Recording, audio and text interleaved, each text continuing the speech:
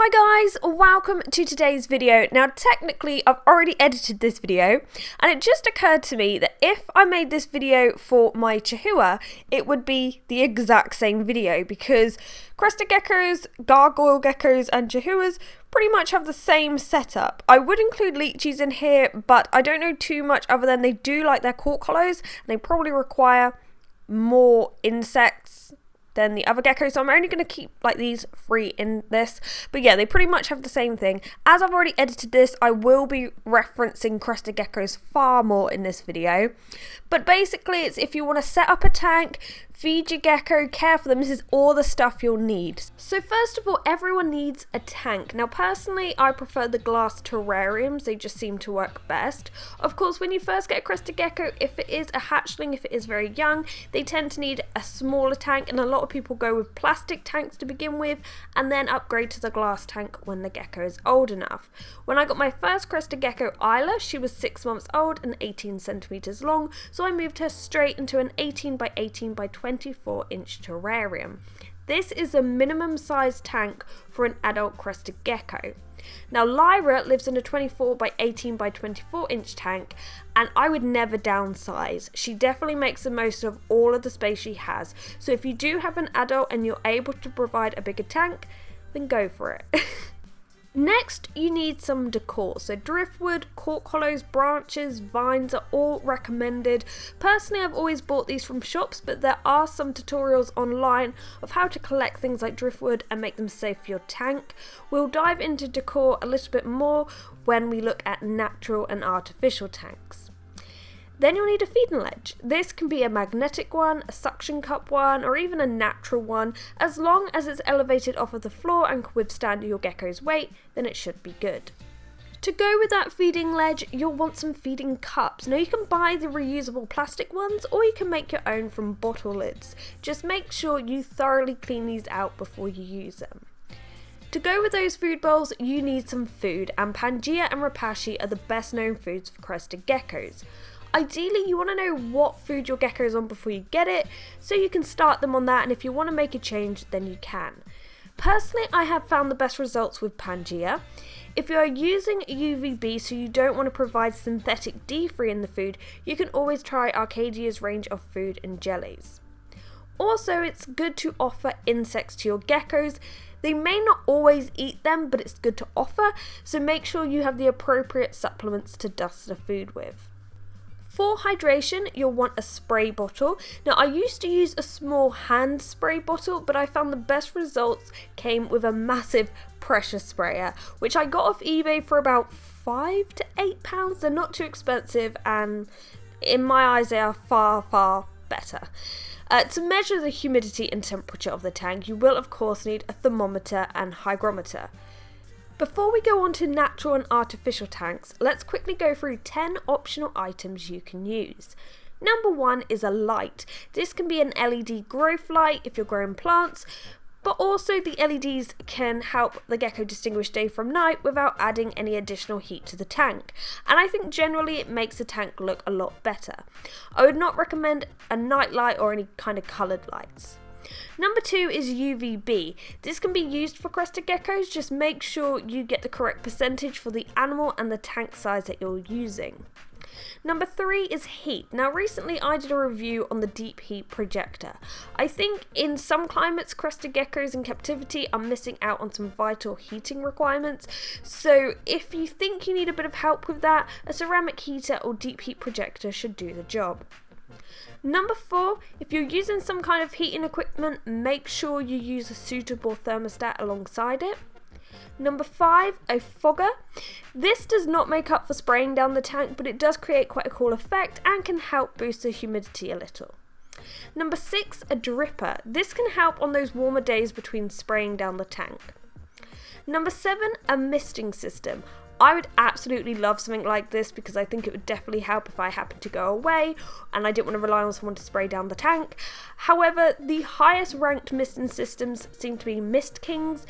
These are super expensive. I really want one, but these seem to be the most reliable ones, so it's a bit of an investment. Number 8 is a coconut. You may make one of these yourself. They're very easy to make, and Crested Geckos tend to really like them. One tip though is I'd say put multiple holes in these.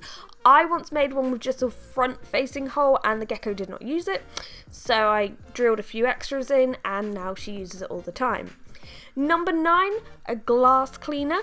So the Exoterra one I can't recommend enough. I didn't really fancy using vinegar and a blade to get off all those watermarks on the windows, so I found this, I used it, it does the job without disturbing the geckos. Highly recommend it. And number 10, foil and bubble wrap. I actually put this over part of the tank roof and it dramatically helps with humidity. So now let's look at the two different types of tank. We'll start off with an artificial tank. So for substrate you can use paper towel or carpet, but from my experience it really sucks when it comes to humidity and it smells odd, and when the gecko poops it dirties it up. So personally I wouldn't recommend it. Instead I would recommend Eco Earth and Moss. I have found that when even I was just using Eco Earth, if the gecko went to the toilet, there are these little bugs that live in Eco Earth and they would just eat the poop, so that wouldn't build up and I think it looks more natural. Some people say about the risks of impaction, but to be honest, Crested Geckos are rarely on the floor of the tank, let alone eating there, and I've never had a problem with impaction and loose substrate with Crested Geckos. Then you'll want a variety of fake plants, so ones that can stick on the glass and ones that are freestanding, so the geckos have lots of options when it comes to sleeping and climbing and hiding. As well as plants, you can add ornaments for them to climb and hide in. A lot of aquarium ornaments seem to do just fine with Crested Geckos. Now for a natural tank. So if you want to build it from scratch like I did, you'll want some kind of expanding foam. Personally, I use this pond expanding foam.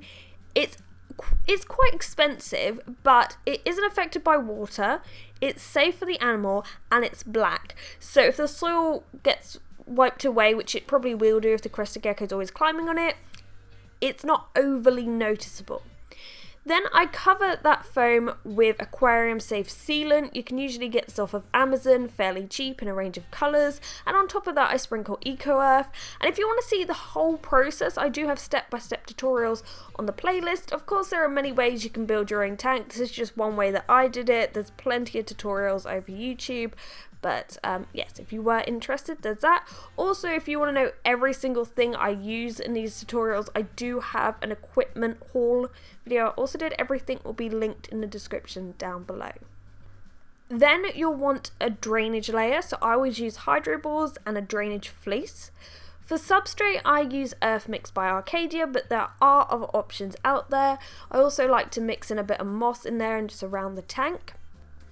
You can add a leaf litter if you wish. Once again, there are tutorials online how to collect these leaves and make them safe for your tank. My leaf litter now mainly consists of leaves from plants that live in the tank, so I'm quite happy with that. Some people think it looks a mess, but I kind of like that look. It looks quite natural. Now you can also add a cleanup crew of worms, springtails and isopods, and if you want to learn more about all of those, even centipedes in my tank, check out one of my latest videos where I talk about all of that stuff. And of course you'll want to add plants. There's actually quite a lot of safe plants you can use and easily find, but make sure if you use plants that don't come from an reptile or amphibian shop that specifically grows these plants to go in terrariums with animals, just make sure they haven't been sprayed with anything and that the soil that the plants are in is completely removed and the plant and its roots are washed, because some of that soil tends to contain fertilizers that can be harmful to our geckos.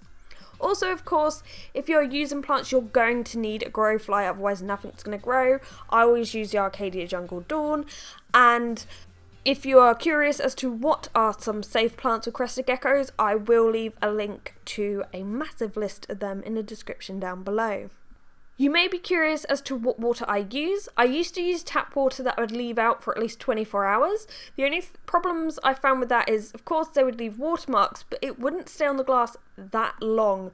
And sometimes even that water can be kind of harsh on plants. So when I had a natural tank, I swapped to using Co-op's own water. It's quite cheap. You get like 5 litres for £1 something. It's not too bad.